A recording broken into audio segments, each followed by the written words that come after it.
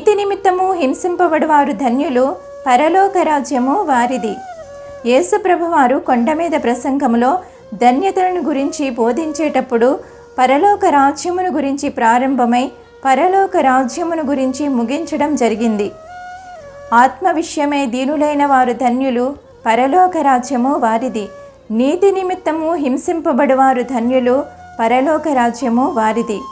నిజమైన ఆశీర్వాదము, నిజమైన ధన్యత ఏమిటి అంటే పరలోక రాజ్యాన్ని సంపాదించుకోవడమే. నీతిమంతులు ఆదిమ సంఘము నుండి కూడా హింసింపబడుతూనే ఉన్నారు.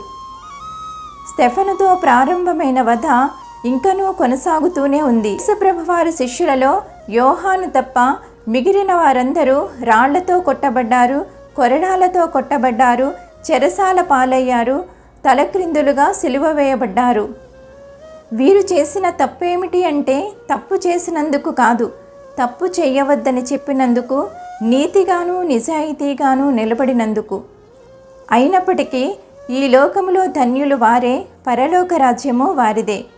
ఆ రాజ్యాన్ని సంపాదించుకునే మార్గంలో ఎన్నో శోధనలు, అవమానాలు, నిందలు, ఇబ్బందులు ఎదురవుతూనే ఉంటాయి. మనము ఆగిపోక ముందుకు సాగిపోదాం, పరలోక రాజ్యాన్ని సంపాదించుకుందాం. హల్లెలూయా.